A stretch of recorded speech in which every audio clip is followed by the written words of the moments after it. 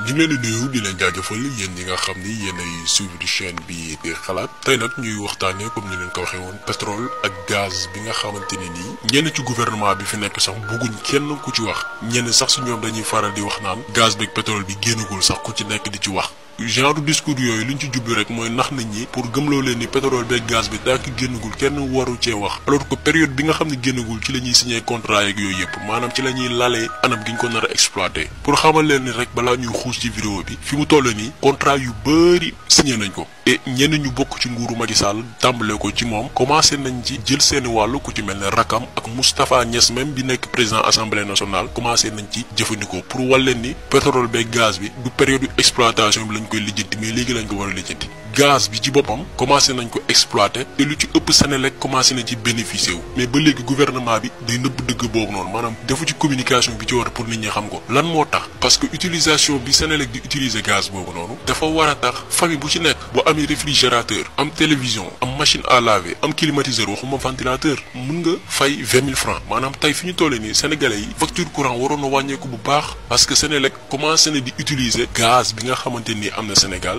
te loolu dafa waroon am njeexital ci li nga xamante ni nii mooy facture courant bi di ngeen xam usine bi nga xam ne mooy exploité gaz boobu noonu fan lañ koy exploité di ngeen ko xam ak leeral yi nga xamante ni nii ki ñu ko defal mooy Clédor Sène bi nga xam ne day topp dossier boobu noonu di ci gëstu aussi ñu déglu ko léegi ñëwaat. coût électricité bi reflété wul la réalité des prix parce que Sénégal dafa am lu fi changé mooy benn société bu ñuy wax Fort SA qui est basée à Houston à 60 km de Dakar à Gadiaga dafay exploiter ay puits de gaz yuy produire 300 000 mètres cubes waxuma la par an waxuma la par mois mais par jour ici à Gadiaga en allant vers Bayakh léegi cette société elle est basée à Houston léegi ñooñu dañu acheminer ñaari gazoduc Senelec Cap des Biches centrale Cap des Biches acheminer benn gazoduc groupe bu ñuy wax GTI benn groupe privé la buy jaay courant Senelec boo xam ne boobu sax composition wu actifam bi sax war nañ ko xoolaat parce que am na ñu bëri ñu làqu foofu léegi gaz boobu moo tax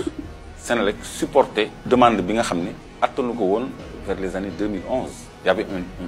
terrible souci pour approvisionner nit ñi en électricité c'est le gaz qui a réglé le problème et c'est le gaz de Gadiaga qui a réglé le problème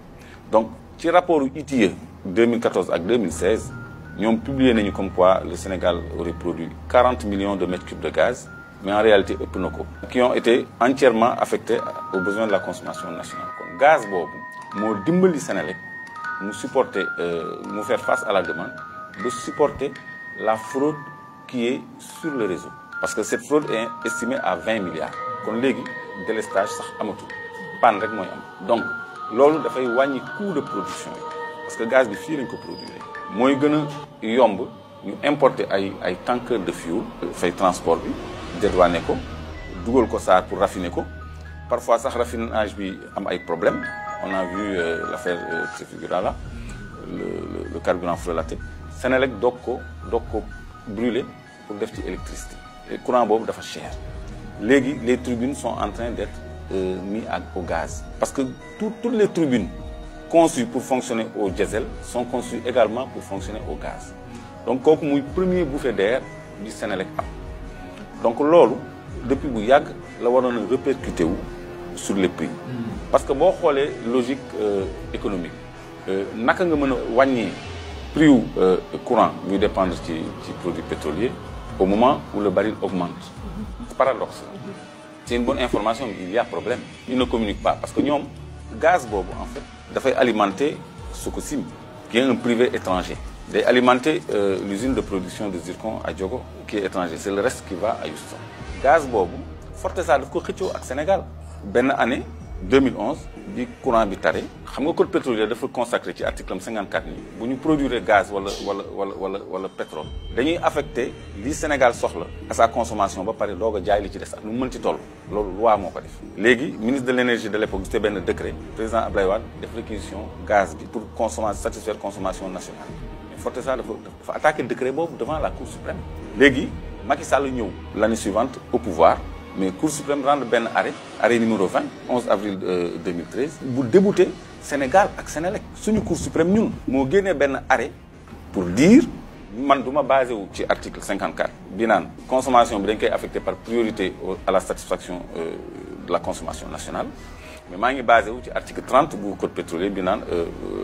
le contractant est propriétaire de l'hydrocarbure extrait en tête de puits. Alors que loolu lu ñu ko contesté d'autant plus que article boobu dafa ni le cas échéant c'est-à-dire bu ñu jël production on lui paye au prix coûtant sur le marché international. Donc Fortesa n'aura plus à transporter son gaz jusqu'au marché international pour le vendre et on le lui achète au même prix kon moom il gagne même donc warul woon poser problème mais dañu ni comme Sococim amul besoin national du Senelec rek Sococim ci la bokk Sococim ay tubaab ñoo ko moom 10% lañ ci am yoo xam ni xamuñu fu ñuy dugg donc patriotisme dafa manqué Sénégal donc gaz boobu moo réglé problème Sénégal en appoint nag usine Sendou bi ñëw centrale au charbon mais Côte d'Ivoire kilowattheure bi mu ngi ci 50 francs Sénégal mu ngi ci 100 francs 110 première tranche parce que am 3 tranches Côte d'Ivoire am na pétrole mais li fi nekk ci gaz xam nga gaz avantage am par rapport au pétrole doo ko raffiner doo ko traité moom da nga koy liquéfier rek pour mu nekk liquide nga mën ko transporter conditionné ko tu le brûles directement il est propre amul ay huile ay résidus la meilleure qualité de gaz la ñu am méthane bu propre bu léger alors Côte d'Ivoire amul loolu mais ñoom nous payons 2 fois plus cher l'électricité que mais ils ont appliqué la vérité des prix ñun du ñu appliquer la vérité des prix parce que état bi gouvernement bi dafa yàgg am ay avantages sur les produits pétroliers parce que Sénégal dafa xeex ci jamonoy Abdou Diouf dafa fexe on était PMA pays moins avancé ñu xelal ko ñu ne nag classé fexe ba classé Sénégal PPT loolu moo dugal Sénégal PPT alors quand tu es classé pays pauvre très endetté da ngay am subvention sur les produits pétroliers sa facture pétrolière dañu la koy subventionné de moitié de 50%. Ça veut dire si le baril coûte $50 $100 yow 50 yi ngay supporté léegi 50 yi ñu la subventionné au lieu mu répercuté wu ci consommateur bi day dem ci keesu nguur gi. À l'époque, la facture pétrolière n'était que de 89 milliards. Actuellement, on dépasse 375 milliards de factures pétrolières. Donc la moitié, la ñuy jël ñoom te ñu bëri dañ ciy am Senelec da ciy am ay maisons de presse dañ ciy am des personnes en dehors de l'appareil d'État dañ ciy am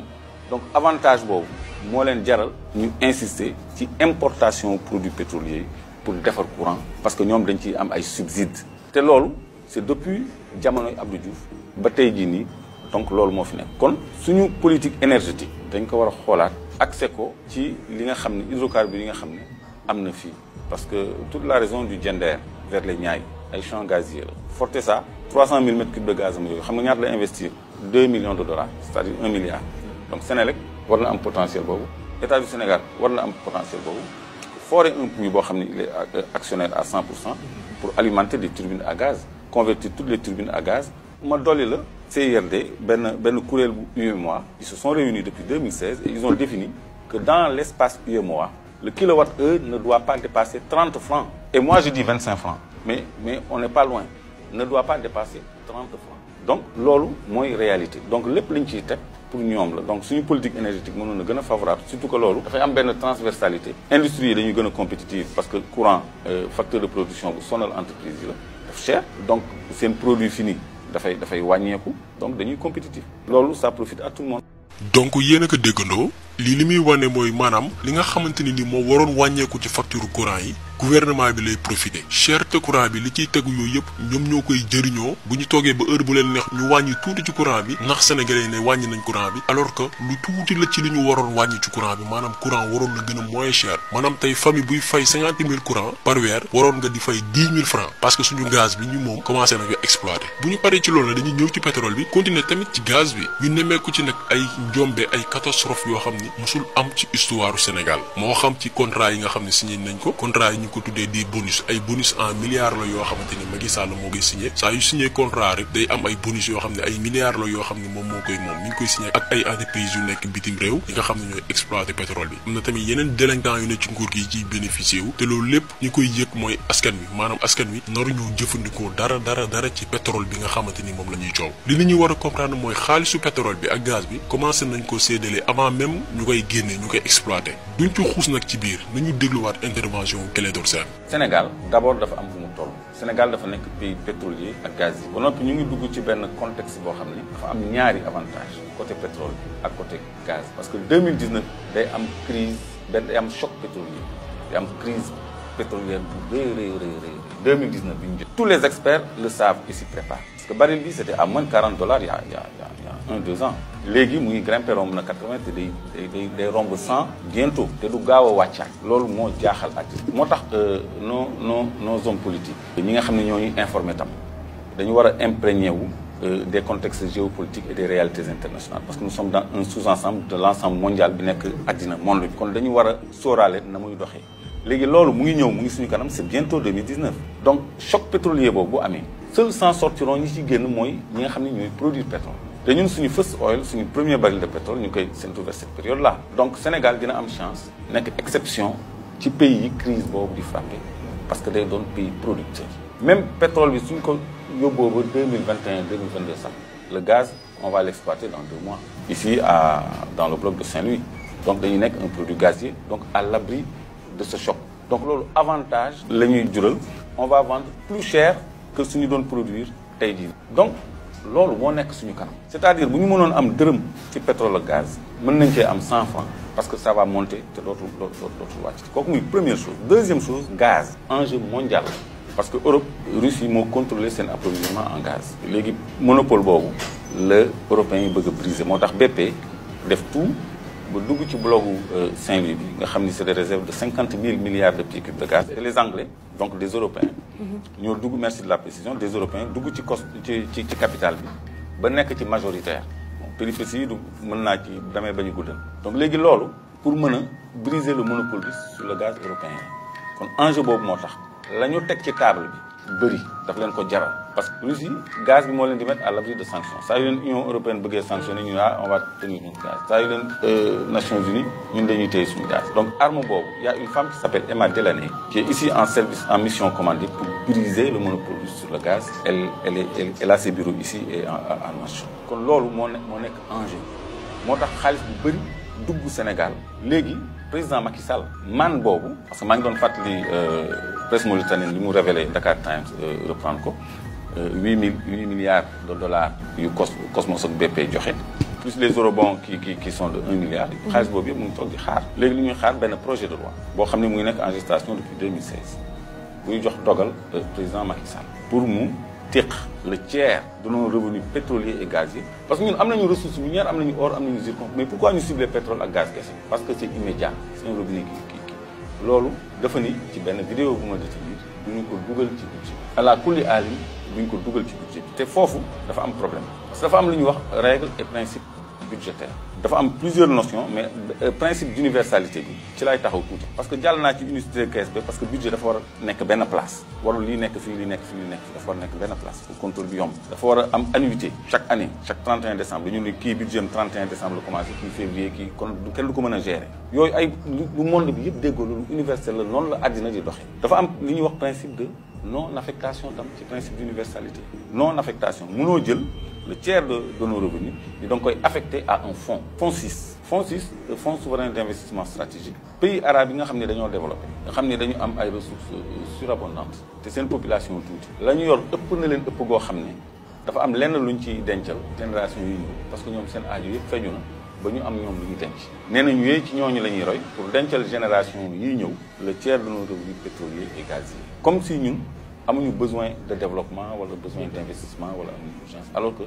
mënuñu fay étudiant balaa muy am nit dee mënuñu fay enseignants yi balaa muy am année bi yàqu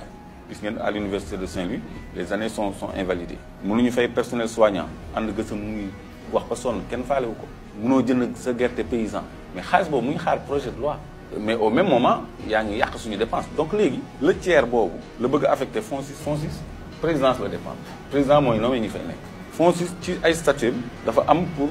leble pour financer ay projets pour jënd ay actifs ak même pour jaay suñu ay actifs wala mu hypothéquer ko am na sax droit hypothéquer suñu ay actifs ñun moom mooy décider li baax pour Sénégal léegi ci vidéo bi nga xam ni le président Macky Sall nii le tiers à la kulli àll duñ ko dugal ci budget bi li mu ci teg xam nga mooy lan et c'est ça mon problème kees boobu alal boobu sax la wax c'est mon extenso mën nañu di ci leb gouvernement bi mën na di ci leb ci conditions yu gën a woyof mais li mu ci teg aussi nee na yeneen nit sax mën nañu di ci leb waaye yeneen nit ñooñu mooy ñan ci loo xam ne da nga ni da nga koy dencal les générations à venir kooku muy premier problème un tiers bi laa la wax moom la ñu bëgg a dugal foofu mais deuxième tiers bi nee nañ day dem ci budget bi ak troisième tiers bi léegi nee nañu deuxième tiers bi dem ci budget bi deux tiers yi dem ci budget bi benn bi day dem au budget de fonctionnement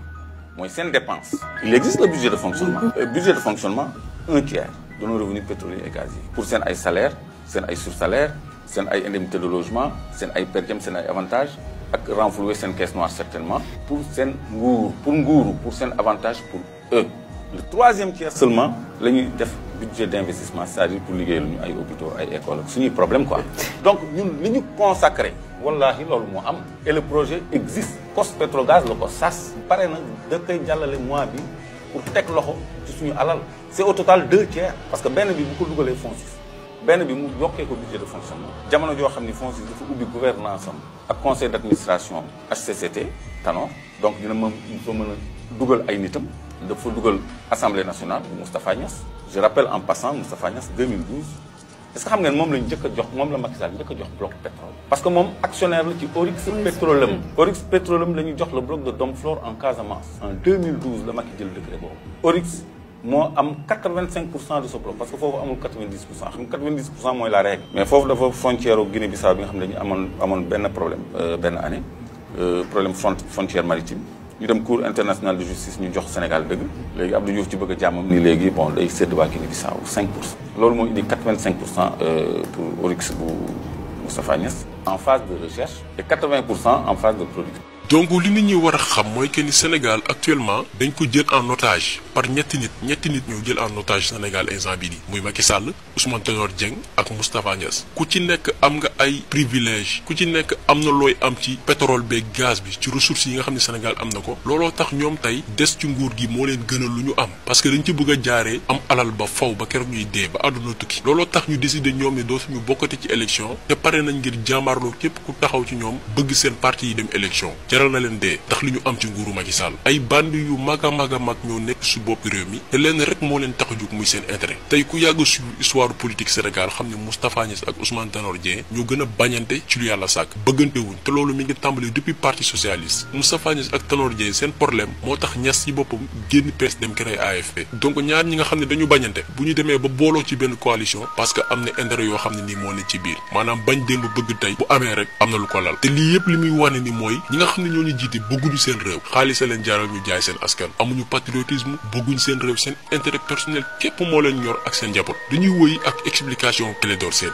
ba léegi. donc léegi loolu mooy problème bi 2 tiers pour ñoom 1 tiers pour Sénégal c'est-à-dire bu ñu considérer à compte 4000 milliards de dollars kese waxuma bu ñu commencé nekk producteur commercialement parlant. loolu le tiers ça t'amène à 1730 milliards pour FONSIS beneen bi pour le budget de fonctionnement benn bi des pour liggéeyam bi au nom de quoi ñoom am nañu budget de fonctionnement déjà. mais bëgg a yokk ci budget de fonctionnement bi ay milliers de milliards parce que actuellement on parle de milliers de milliards. loolu def naa benn sénégalais waru ko nangu. parce que bu ñu demee ba yàlla ubbi ñu xëwal gu mel nii ñoom ñu ñu jox leen ay caisse noire présidence jox caisse noire primature jox caisse noire assemblée nationale jox caisse noire HCCT. lu ñuy séddoo suñu alal mais nañ ñu liggéeyal moom li mu bëgg daf koy def d'autorité. loolu mooy problème ñu Sénégalais yi ak Macky Sall c'est-à-dire dafa considéré wu opinion publique am ak population. moom lu ko neex lay def. te li muy def da ko dul teg ci yoon maa ngay wax léegi règle et principe budgétaire dëppoowul ak li mu bëgg a def dëppoowul mais nee na da koy def soppi ko loi c'est-à-dire moom bëgg-bëggam da koy traduire ci kayit ci loi wayaan na fi école de institut de pétrole et de gaz xam nga ñan la ko wayaan waa Total dafa jox Total 2e contrat est-ce que xam nga jox na Total 2e contrat parce que am na le Rufisque offshore profond bi tax Thierno Alassane Sall démissionné mais am na benn contrat bu mu signé avril bi passé bu ñu tuddee UDO Ultra Deep Offshore boobu c'est un scandale. li Sénégal dese ci géej à part bloc yi ñu joxe offshore li Sénégal dese ci géej yëpp la ñuy jox Total. te Rufisque offshore bi li indi coow li bi Thierno Alassane d'accord woon ak experts yu bëri dañu ni licence bu ma 10 000 kilomètres carrés kenn waratu ko joxe parce que 10 000 kilomètres carrés mën nga ci am au moins 3 licences comme ñun 10% la ñu am ci 10 000 kilomètres carrés yi ñu am ci 3 contrats. nga xam ne li ñu am ci avantage ci contrat yëpp dañ koy am 3 fois mais moom la mu joxe am ba les 10 357 kilomètres carrés moom la mu joxe 65 000 kilomètres carrés bu teg la. xam ngeen région de Dakar boo jógee Cap Manuel ba Diamniadio ëmb yéen ba dellu si c'est 550 kilomètres carrés donc 65 000 kilomètres carrés lu tolloog 120 fois superficie région de Dakar la. mu jox ko benn société xam nga ñaata lañ ci joxe bonus de signature 10 millions de dollars. maanaam 5 milliards ba ñuy signé contrat bi léegi ci école bi laa jëm 5 milliards yu njëkk yi des signatures du contrat la contrat bi ñu ngi ko signé 12 mai 2017 léegi dañuy joxe beneen 10 milliards de dollars bu Macky Sall signé décret d'approbation bi loolu c'est fait en avril 2000. léegi nee nañu benn 10 millions de dollars benn 5 milliards bi pour tabax institut pétrole et du gaz te moom ci benn discours dafa sàkku ci contractant yi ñu jàppale ko pour mu tabax institut boobu léegi loolu le traduire en texte dans le contrat ci benn disposition du contrat loolu mu doon ñaan noonu moom la bind ci contrat bi wallaahi yépp a ngi fii donc ñun loolu ñàkk gëm sa bopp la ba noppi jaay sa réew la parce que suñu des loolu c'est de la haute trahison parce que premier bloc bi Total am mais xefa xippi mu jaay 30% yi jaay ko Petronas benn société malaisienne actuellement ñu ngi leen di topp ñun Clair Vision sur toutes les places boursières tous les marchés financiers mais amuñu trace ou transaction Total Petronas alors que société pétrolière compagnie pétrolière yi dañuy obéir à des standards de publication et de transparence moo tax ci Cosmos ak BP on a tout parce que BP bi mu duggee ci capital bi jënd 27,49% ci Cosmos loolu la njëkk a jënd mais mu ngi versé à titre de prise de participation déjà 960 millions de dollars plus $2 de bonus par futur baril produit dans la limite de 1 milliard de barils. Ça veut dire 1 milliard de barils par $2, ça fait 2 milliards. Plus 960 millions, ça fait presque 3 milliards. Beaucoup traduit en CFA, tu es au-delà de 1500 milliards pour 27% d'actifs. Donc, les total, il y a 30% en Petronas dans le contexte où se profile une crise énergétique majeure, un choc pétrolier. Alors que nous, contrat, ay 2 milliards 500 lañ ci am 5 millions de dollars lañ am ci premier bloc boobu. Est-ce que xam nga suñu législation code pétrolier bi nekk en vigueur nanguwul bonus de signature dañ ko supprimer depuis 1986. kooku c'est ressorti du rapport de l'inspection générale d'État ci affaire dossier Petro-Tim. C'est des cadres de Petrosen, c'est pas Clédor qui l'a dit, c'est Mamadou Faye qui l'a dit, c'est Madame Sy, conseillère juridique, qui l'a dit, et un autre qui est à la commission d'attribution des licences, qui ont unanimement dit que bonus de signature dañ ko supprimer depuis 1986.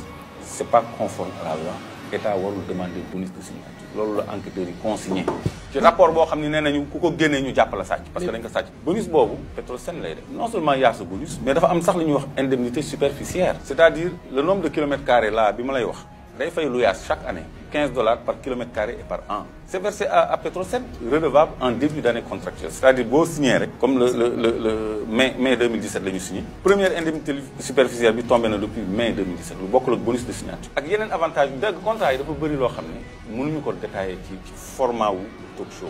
Les contrats, pour la plupart, on va les renégocier, mais on va les casser. Le plus important,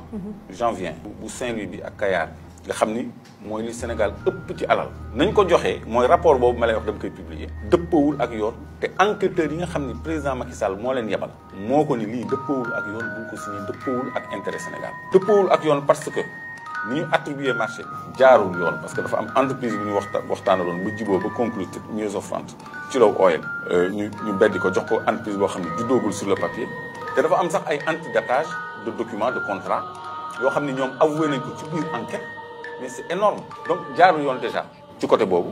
mais aussi respecté wul suñu code pétrolier dafa ni ci article 8 am nul ne peut être titulaire d'un titre minier d'hydrocarbures s'il ne justifie pas des capacités financières et techniques da ngay boole ñaar yooyu la ñu wax da ngay am capacité financière yi am capacité technique donc dafa am commission buy saytu loolu biir Petrosen defuñu seen liggéey ci kaaw Petro-Tim kenn analysé wul Petro-Tim capacité financière et technique te amu ko te juddoogul woon donc sur ces bases mën nañu casser le contrat. ma leen di signaler le président Macky Sall a récupéré 5 contrats il y a 2 mois yoo xam ne joxe woon na ko ba pare et c'est des germes d'un conflit à venir actuellement Sénégal Franck Timis mu ngi koy topp ci blogu Saint-Louis offshore bi nga xam ne moom lañ ko octroyé woon ba noppi foofu entre parenthèses Total il n'a rien fait Petrosen moo ko jaay 1800 km² d'étude sismique 3 dimensions étude sismique 3 dimensions mooy firndeel ni fii pétrole ngi fi ci quantité nangam ak sangam loolu mooy tax licence bi am valeur ñu mën ko coter en bourse comme gisement prouvé doo tenter chance doo hasarder si pétrole baa ngi fi. nangu na juróomi licence temps yi benn bu israélien yi ak benn bu nekk Louga boo xam ne ñu ngi koy topp ci yoon pour jotaat seen àq seen yelleef parce que am na ñoo xam ne dañu introduire seen titre à la bourse de Berlin et Hydro-Québec bi yoroon Séné bi jëndoon Sénélec Abdoulaye bi mu ñëwee dafa kasi contrat béton la am remboursé leen seen daal di récupérer ArcelorMittal dafa ñàkk dañ ko dindi avant moom Kumbadi South sanction pécuniaire rek moo ci fekk Sénégal repreneur bi moo koy fay donc exemple pour wane ni bu kenn désespéré on peut reprendre nos choses en main suñu alal mën na dellu. donc ki nga xam ni moo nar a remplacer Macky Sall ci bopp réew mi am na liggéey bu rëy parce que li Macky Sall def mënuñu ko tuddee lenn lu haute trahison maanaam war sa askan incha allah bu ñu ko fi jëlee ci bopp réew mi ki nga xam ne moo ko fi wut dañu war a jàpp Macky Sall tëj ko ci kaso bi moom ak ñeneen ñi mu àndal di caxat-caxatee xaalisu réew mi ngir ñu delloo sénégalais yi li nga xamante nii mooy seen xaalis leneen li mooy contrat yi nga xam ne Macky Sall signé na ko ak ay ñoñam comme ni ko Clédor waxee dañ koy casser maanaam contrat yi dañ koy annuler duñ ko sax négocier waat parce que baaxul Ousmane Sonko ci bi muy présenté livre bi wax na ni bis buñ ko falee dina xoolaat contrat yi nga xam ne signé nañ ko ñi ngi xaar même intervention ak yeneen candidats yi maanaam ñeneen ñiy présenté wu nañu wax sénégalais yi ni bis bu ñu faloo ñoom it dinañ négocier contrat yi mu leer parce que dañ ko war a négocier wala sax annuler contrat yi parce que du lu baax ci askanu Sénégal li nit ñi war a comprendre mooy que ni Sénégal dëkk bu riche la dëkk bu am alal la boo xamante ni ñun mun nañu dundal àdduna Sénégal fépp pétrole la Sénégal fépp gaz la Sénégal fépp or la dëkk boo laal am na gaz am na pétrole te ressources yooyu noonu richesse boobu Sénégal am Sénégalais bu ci nekk war na ci mën a gis sa bopp même nit ki nga xam ne nii day toog liggéeyul comme li xewoon ci jamonoy Xadafi biir réewam xam ne ñi nga xam ne daawul liggéey sax dañ daan am salaire war na am fii nii ci Sénégal tey képp koo xam ne liggéeyoo sax alal gi Sénégal am ci wàllu pétrole ak gaz chaque weer mën nañ la sax wutal salaire di la fay chaque weer parce que alal gi dafa bëri tellement que mënuñu ko jeexal mën nañ ci jaaree développer ba faw tekki ba faw ku ci ne yëg sa bopp ci biir réew bi waaye nag malheureusement ñu jiite ay bandi lañ ay délinquant lañ ay woyu lañ yoo xamante ne nii au lieu que ñu profiter ci chance bi yàlla may ñu soppi dunduñu sénégalais yi jëlee leen ci ndóol yóbbu leen ci li nga xamante ne nii mooy am-am dañ ciy profité wu ngir am alal ak seen njaboot solution bi lenn kese la mooy jëlee fi Macky Sall na ko ràpp ci kaso bi tëj ko mu fay xaalisu Sénégal yi nga xam ne nii sàcc na ko ñu xoolaat contrat yi nga xamante ni signé na ko vidéo bi tey loolu la et yaakaar naa ni ku ci nekk am nga lu leer ci pétrole ak gaz bi nga xamante ni ñu ngi koy coow depuis ay weer lii kese la demee dañuy gërëm aussi Clédor Sène ci leeral yi parce que moom aussi ci patriote yi la bokk parce que li muy def ñeneen a ko waroon def journalistes yi ñoo ko waroon def télé yee ko waroon def rajo yee ko waroon def presse écrite bi ñoo ko waroon def du ñu fàtte aussi Thierno Alassane Sall moom aussi ku mat a delloo njukkal la parce que contrat bi ko Macky Sall bëggoon signaloo avec Total ak Rufisque Offshore moom la ko bëggoon signaloo mais dafa lànk lan moo tax parce que dafa bëgg réewam donc ku mat a delloo njukkal la ku mat a gërëm la parce que homme politique yu mel ni Thierno Alassane Sall manqué nañ ci dëkk bi lu raar la ay benn lañ maanaam ay nit yu bëgg seen dëkk te pare même pour sacrifier ñoom li nga xamante ni mooy seen carrière pour sauver ay génération donc nit ñu mel ni moom la Sénégalais yi bëgg am na nit ñu baax politiciens am nañu ci sëkk mais am na ñu ci baax Thierno Alassane Sall ci genre yooyu la bokk donc ñi leen di gërëm ci taaxirlu bi ñu ngi leen di jox dig daje beneen yoon ak beneen vidéo jaa ngeen jëf